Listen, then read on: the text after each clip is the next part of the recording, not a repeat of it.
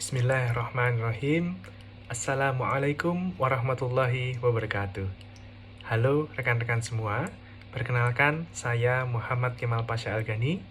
Saya adalah mahasiswa S2 dari program studi Magister Administrasi Rumah Sakit, program Pascasarjana Universitas Muhammadiyah Yogyakarta. Dan perkenalkan, saya pada kesempatan kali ini, saya akan mempresentasikan ringkasan jurnal dengan topik Technology Advancement in Hospital or Healthcare Digitalizations, guna memenuhi ujian akhir semester 1 saya, khususnya untuk topik mata kuliah digitalisasi rumah sakit atau Hospital Digitalization. Mari kita simak secara bersama. Yang pertama, saya akan bahas terlebih dahulu mengenai profil singkat dari jurnal yang akan saya bahas. Jadi, jurnal ini berjudul Insights from Telesurgery Expert Conference on Recent Clinical Experience and Current Status of Remote Surgery. Jurnal ini adalah sebuah jurnal literature review yang ditulis oleh Bernardo Rocco dan kawan-kawan, yang mana jurnal ini sudah terpublish pada tanggal 4 Juni 2024 dan sudah terindeks Scopus dengan peringkat Q2. Peringkat Q2 ini menunjukkan bahwa jurnal ini termasuk dalam kategori jurnal dengan reputasi tinggi, sehingga dapat mencerminkan kontribusi yang signifikan, khususnya terhadap komunitas akademik secara global. Dan secara garis besar, jurnal yang akan saya bahas ini akan menghadirkan wawasan terkini dari konferensi para ahli telesurgery yang akan membahas tentang perkembangan klinis terbaru dan status terkini dari telesurgery. Telesurgery adalah sebuah inovasi yang terus berkembang dan berkembang, khususnya di dalam dunia medis modern yang tentu akan kita ikuti bagaimana perkembangannya. Selanjutnya, saya akan membahas tentang introduction ataupun latar belakang singkat dari jurnal yang saya bahas ini. Jurnal ini membahas banyak tentang telesurgery, yang mana telesurgery atau bedah jarak jauh adalah sebuah inovasi teknologi di bidang medis yang memungkinkan para ahli bedah untuk dapat melakukan operasi pada pasien yang berada di lokasi yang berbeda secara geografis. Teknologi ini menggunakan platform robotik yang dikendalikan melalui jaringan komunikasi berkecepatan tinggi seperti 5G ataupun kabel serat optik, yang mana dia akan membuat pelayanan bedah menjadi lebih baik di masa depan. Seiring dengan perkembangan teknologi komunikasi dan robotik di dalam 2 dekade terakhir, beberapa sistem robotik seperti Hinotori, Edge Medical, Kang Duo, dan Microport Medbot telah muncul sebagai pelopor di bidang telesurgery. Namun, memang penerapannya tentu masih menghadapi sejumlah tantangan, termasuk latensi jaringan, masalah teknis, privasi data, keamanan cyber, serta pertimbangan etis dan juga regulasi.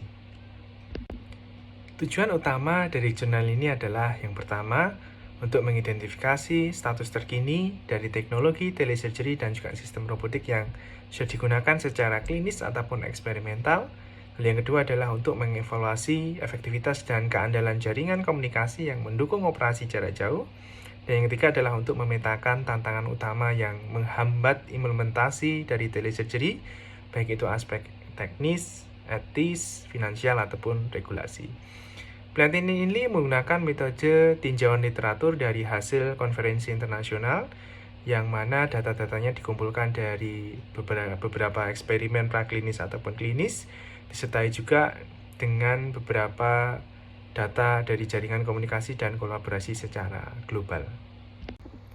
Hasil dari jurnal ini yakni membahas tentang beberapa perkembangan terbaru di dalam teknologi telesurgery yang menyoroti beberapa sistem robotik yang sudah diuji di dalam skenario klinis. Yang pertama ada sistem robotik Hinotori dari Jepang. Dia dirancang oleh Medicaroid yang digunakan untuk mengatasi keterbatasan ukuran dan biaya dengan kemampuannya cukup luas dan menunjukkan stabilitasnya pun juga cukup tinggi. Dia bisa digunakan dengan uji coba jarak 2000 km dengan latensi 40 milisecond. Lalu yang kedua ada yang dari Cina, yakni dari Edge Medical System, di mana dia telah berhasil melakukan lebih dari 30 operasi dengan manusia, yang latensinya dia di bawah 200 milisecond, dengan jarak dia sampai 6.000 km menggunakan jaringan 5G. Lalu yang berikutnya ada juga sistem robotik dari Cina, yakni Kang Duo. Dia menawarkan fitur multi konsol untuk fleksibilitas dan keamanan tambahan, yang mana memungkinkan dokter lokal untuk bisa mengambil alih di dalam situasi darurat. Dan ini sudah diuji cobakan pada jarak 3.000 km menggunakan 5G.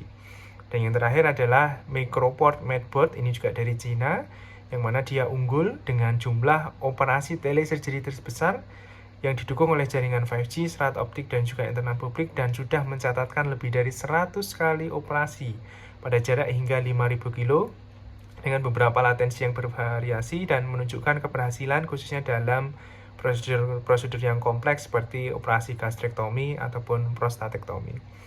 Secara keseluruhan, hasil ini menegaskan bahwa teknologi ini mampu untuk mendukung telesurgery secara aman, presisi, dan efisien. Berikut adalah tabel summary yang ditampilkan. Jadi secara ringkas, tabel ini membandingkan beberapa sistem robotik yang digunakan di dalam telesurgery, di mana dia menyoroti beberapa karakteristik sistem, aplikasi, koneksi, delay, dan juga maksimum jarak yang bisa digunakan. Toumey tampaknya memiliki cakupan aplikasi dan jarak yang terjauh dengan data delay yang lebih detail dibandingkan dengan sistem lainnya. Dan jurnal ini juga menunjukkan bahwa kemajuan signifikan di dalam teknologi surgery, terutama khususnya menjaga latensi yang rendah dan konektivitas stabil, tentu sangat penting untuk memastikan presisi selama operasi.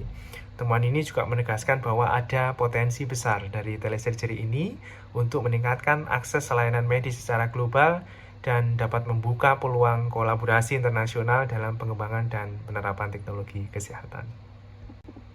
Kesimpulan dari jurnal ini adalah bahwa berdasarkan pertemuan telesurgery yang dilakukan di Orlando Februari 2024, dari para perwakilan dan pakar pengembang perangkat telesurgery menyampaikan bahwa proses transisi dari investigasi praklinis ke prosedur telesurgery tentu akan mendorong praktik klinis rutin secara lebih maju, sehingga konsensus tersebut menegaskan bahwa pentingnya telemonitoring dan telepresence dalam bedah robotik tentu merupakan sebuah titik perhatian sebagai langkah evolusi penting untuk mengadopsi telesurgery ini secara global, sekaligus dapat mengurangi biaya dan juga meningkatkan potensi penerapannya.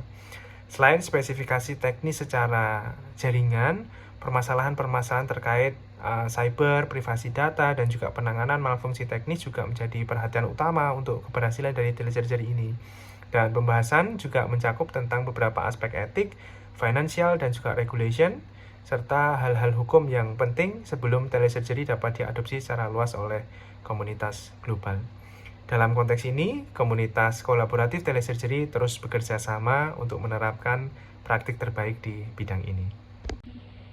Ternyata Indonesia sudah berhasil melakukan operasi telesurgery di tanah air. Operasi telesurgery tersebut terjadi di tanggal 30 Agustus tahun 2024, yang mana operasinya adalah operasi pengangkatan kista di area ginjal, dilakukan oleh kerjasama antara dua rumah sakit, antara Rumah Sakit I Gusti Ngurah Rai di Bali dengan Rumah Sakit Cipto Mangunkusumo di Kencana, Jakarta. Dan prosedur ini disaksikan langsung oleh Menteri Kesehatan, yakni Budi Gunadi Sadikin, yang mengapresiasi kolaborasi tim dokter dari kedua rumah sakit tersebut. Dan tidak lupa, tentu operasi ini dilakukan oleh tim-tim dokter-dokter terbaik di Indonesia. Jadi, Indonesia juga tidak ketinggalan tentunya. Hasil yang menarik dari jurnal ini tentu menggugah saya tentang bagaimana telesurgery ini bisa diterapkan secara baik di Indonesia. Indonesia merupakan sebuah negara kepulauan dengan lebih dari 17.000 pulau, yang mana tentu dia akan menghadapi tantangan besar khususnya dalam implementasi telesurgery ini. Terdapat 3 poin utama yang menjadi fokus untuk bisa memaksimalkan potensi ini. Yang pertama tentu adalah pengembangan infrastruktur. Perluasan jaringan 5G ke seluruh wilayah Indonesia dan pembangunan pusat data yang kuat adalah langkah mendasar dari bagaimana telesurgery ini bisa dikembangkan di Indonesia.